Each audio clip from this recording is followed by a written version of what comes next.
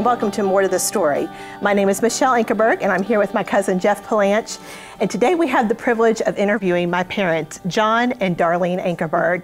And we're going to find out a little bit about how they got into the ministry and about how the Lord has led them together over the years. So Uncle John, take us back to high school then. So you're starting everything, you're starting to tell people about Jesus. You also traveled with your dad. You started doing a lot of evangelistic crusades around the world. Well, it's very interesting. You know, I started in high school, and the way it happened is that Friday night after school, or even I would cut a class, the fact is I would get on an airplane, I'd fly wherever Dad was having a crusade in a church or a meeting or a city, anywhere in the United States. And I would get there in time, and I did some chalk drawings back there. I don't do them anymore, but with black light. And so I'd draw a picture that was invisible, they couldn't see. And then when I got up there, I would draw a picture all around it. I knew where the invisible stuff was. They didn't. And so you saw this one picture, and then I would add a spiritual application. I turned the deal on, and either the cross or Jesus came out in the black light. And the people go, oh, oh. And so. Well, they were really good. Well, thank you. Too bad. And so Dad had me come, and then Dad started saying, look, that Bible club of yours, you know, you got 500, kids coming to this Bible club, and you're leading 120 kids to the Lord.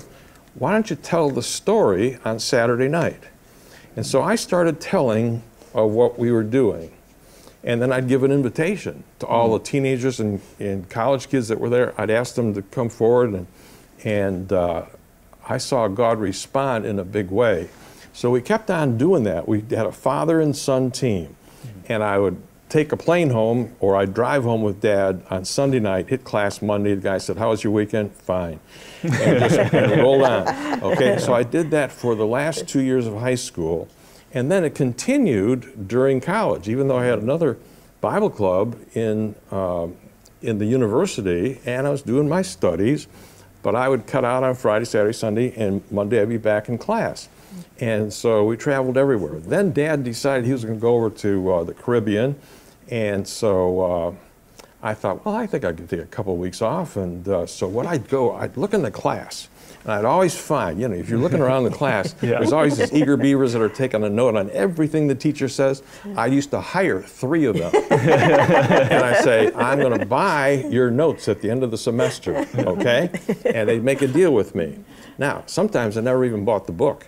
I waited until I got to the end of the semester, so I read the book, I read the notes, I took the exam, and I passed the exams.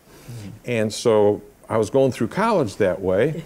Then I went to the University of Illinois and got involved with traveling.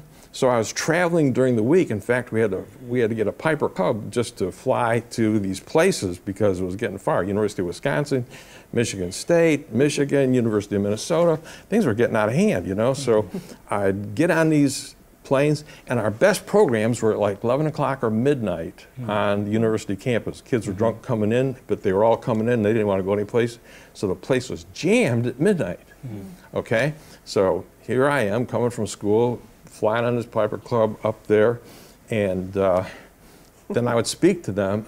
And I remember I was getting so tired that they have pictures of me where I was kneeling down, and then like this, and then I got down, and then I laid straight down on the floor.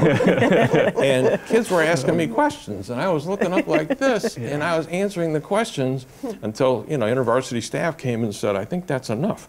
And so then I would get on the plane and fly home, and that went on for the college years of my junior and senior year. Fascinating. InterVarsity actually did a film on that whole thing. Some of my professors came to see what we were doing. So I didn't know what God had in store for me. Now, meantime, in the summer, I would speak at these summer camps. And there was a guy in Youth for Christ in YFC who had 2,000 kids coming to his rally every Saturday night. So I started going there, and he kept on inviting me back. And then he said, listen, I have the summer camp, and we have about, 300-400 kids that come, and I want you to speak to them for a week. And so I spoke for a week, it eventually ended up, I spoke for 6 weeks at a time. There were some weeks I never left the auditorium building, which was a huge building, and ping pong tables and all kinds of stuff, and I had rooms down at the bottom. So one day I was sitting there with him, with his family. I just became like a son to him, and still know the family well. And I remember him sitting at the table, and he says, you know what, guys, I'm going to build a TV station here in Kansas City, and it's going to be up next year. And everybody at the table, including me, we laughed at him.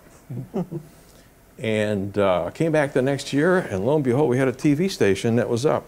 And he says to me, what do you think we ought to do with this thing?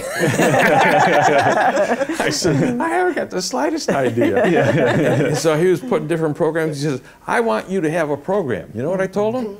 I said, I don't do TV. I speak on the university campus. He says, no, no, no, no. You need to come and speak over here at this deal. And, you know, he was so persuasive, he finally said, well, do what you want to do. So I came, and I tried having Christian kids ask me questions. I tried having, you know, I used to write the questions out for Christian kids, and they couldn't even ask the questions right. And I thought, this doesn't work. So then they had a big ad in the papers in Kansas City, and it was all of the cults from across the country were having a cult convention.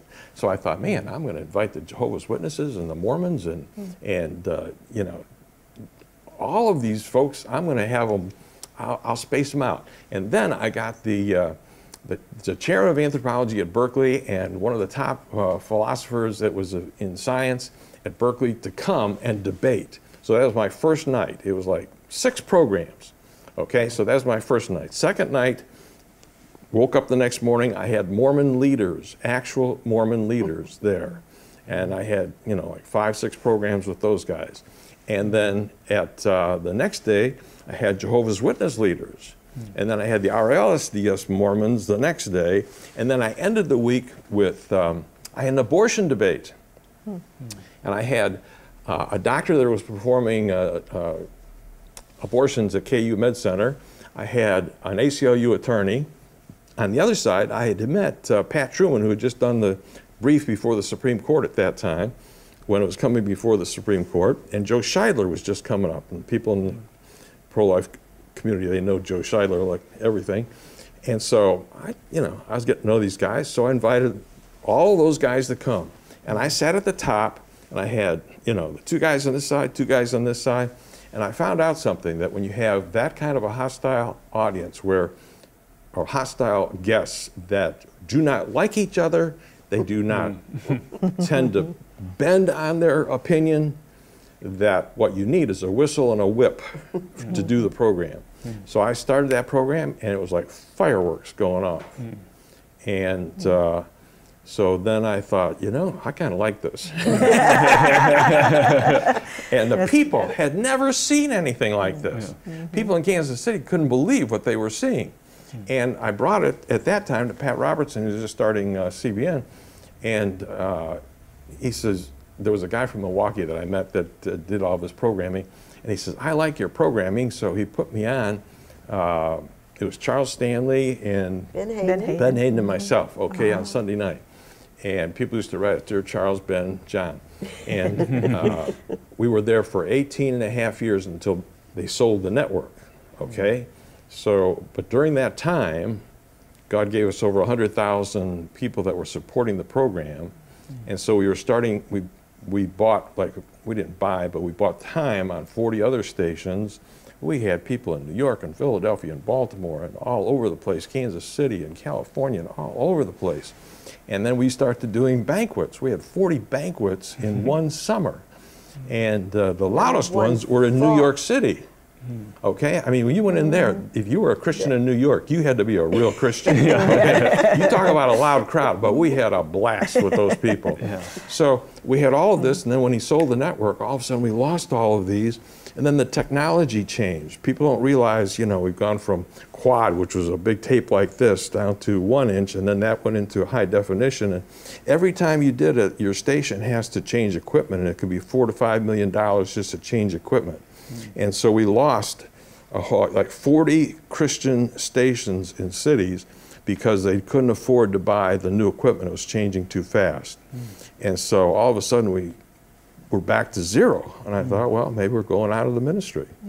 And but the Lord did a miracle. That was fast forward to the last 40 yes, years, because well, that was warp speed where we started. Right. And so, you know, it's been, but I would say that Al Metzger starting that was probably, had such a vision for that. He was the director of YFC in Kansas City. Yeah, and I remember television was just starting there, and I remember my mom and dad encouraging John to go into TV. I don't think we ever had that in our mind at all. No, I told him, I said, what do you think? I said, I'm not going in. He says, you need to. That was her father. Yeah. And, you know, he really felt that, you know, that was what the Lord did. So it was interesting how he led through all of that, how he led us to Chattanooga. So everything, I mean, we really did this by faith. We had no money at all for TV.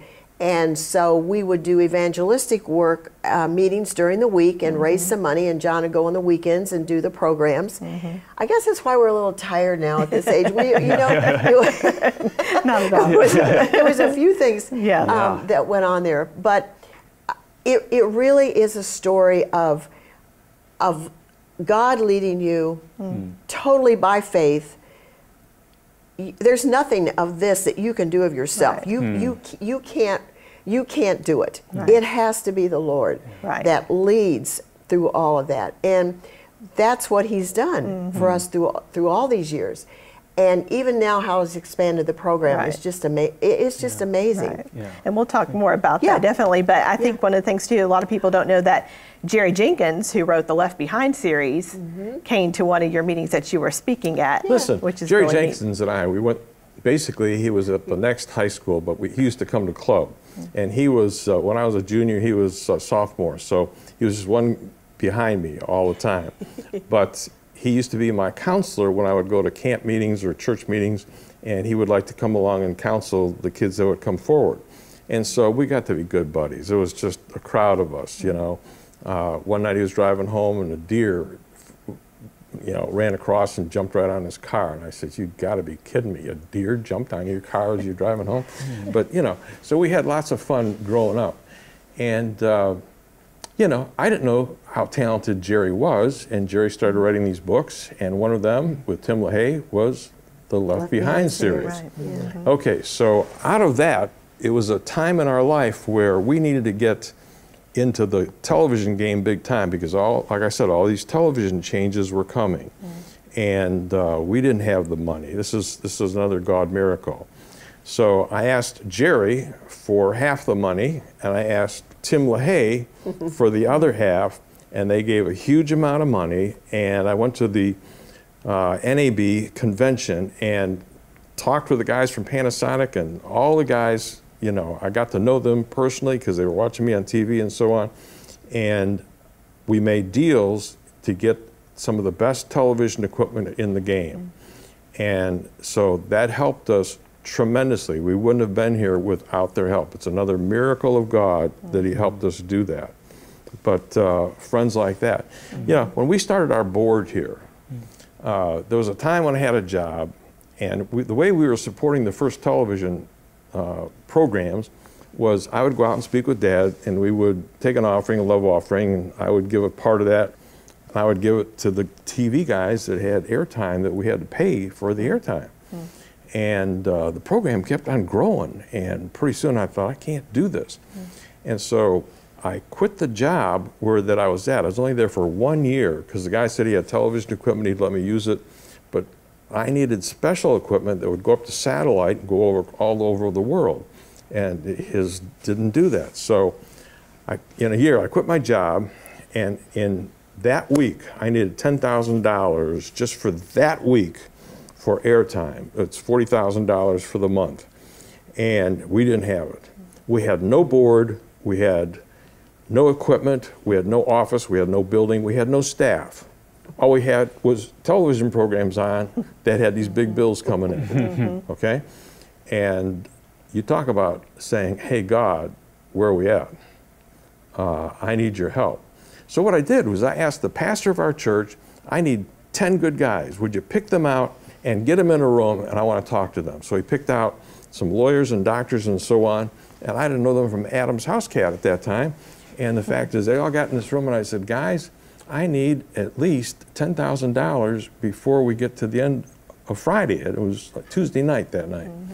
And I said, I want you to be board members of this thing they were called the John Ankerberg Show. And I said, this is what we're doing. This is where we're already at. And I said, I think this has got the possibility of growth if God gets behind this thing. And they voted to be on the board, and then they told me, kid, don't worry about it. We'll get you the money before Friday. Now, it's Tuesday, so you got Wednesday, Thursday, and then the money's got to be there. Otherwise, they just take you right off the air. Right. And, you know, $40,000 by the end of the month. Guy said, don't worry about it. We'll get it. I thought, anybody going to tell me how we're doing this? And nobody would. So all he said, one of the guys came up, and he was a lawyer, and he said, show up at the Mountain City Club tomorrow and bring a little television set and show the people what you do, and just, you know, tell them the need. So I had this little television, little tiny television that would go to a recorder and would show the picture of what it was. And I had Norm Geisler, who was debating. There was a guy that came from Duke University that had gotten all the Bibles kicked out of the schools in the South from the ACLU. And Thor Hall, I think was his name. Yeah. And Thor Hall came in, so I thought, let's not do a debate. So we did the debate, and Norm Geisler basically just demolished all of his arguments, and I thought, boy, this is really good. We didn't have all of this kind of fancy stuff. It was just, you know, bare walls, basically. Sometimes we put a shower curtain behind. We had shower. It was nuts. Anyway, the fact is, I showed this to these people, and here's a debate on the inerrancy and the truth of the Word of God. I thought, you know, these guys even understand what we're doing? And there was one guy, when he came in, he said, hey, why are we here? He didn't even know why he was there. His friend just invited him to come. Well, anyway, he was there, and I didn't know who he was. And he said, listen, do you have a proposal for the year for your budget? I said, sure. I had zero. I had nothing. I hadn't even thought there was I didn't even know what a proposal was. And I had a lady that I was working with at this other place, and she eventually came to work for me. She could type so fast, it was unbelievable. You give her a letter, and you're walking back to the office, and she would give it to you. It was so fast. And so I said, look, we got to work tonight. We got to make up this proposal for a whole year. And it came to like something like $350,000. And I thought, boy, we're talking tall money here, $350,000. So the next morning I walked in, and I found out that I was in front of a foundation, and the guy that was sitting next to me was head of the foundation, and all he said was, I like this kid. I want us to support him. I think what he's doing is worthwhile, and I want to give him the $350,000. All in favor, say aye. And it was, they passed it right off the bat. So I had $350,000, and they turned around and said, you've got to make him a board member for a year. He's got to come every month. So it's fine with me. And he would come into our board meetings. You look at the financial sheet, and he said, we're going broke, we're going broke, we're going broke. I said, wait, it's got to build up. People have got to see the program. And when we got right to the end, we had the $350,000. And I was so thankful to that man. And that's how we formed our first board, and that's how we started. And then it was probably within 4 or 5 years that we had over 100,000 people that were supporting the program, and it was going all over the United States. And all I can say, and I told the staff that we hired, and the buildings that God gave us, we've had the funniest buildings. We rented a whole lot, and then all of a sudden we bought buildings, and God gave us the money, and then we built onto those buildings. And then my chief engineer over here, she thought she wanted another building, and we got this other building for our operators. And so we got 600 operators in Oklahoma City, and we got your operators, and you're in charge of that. And the staff that we've got are very, very talented people, and they work really hard, but it's fun being here because they're such a joy to be around. It's a fun crowd here, but they love the Lord, but they know how to work, and they're very, very talented. You have to be talented to do what we do. And the ministry has grown. Maybe we can talk about how far it's grown. But I never dreamed this, but I do know this. None of it would work unless God had undertaken this for us. I see it every day in this ministry. I see it by the people that get saved. We've written like 190 books. And, you know, it's just amazing how this thing is spread.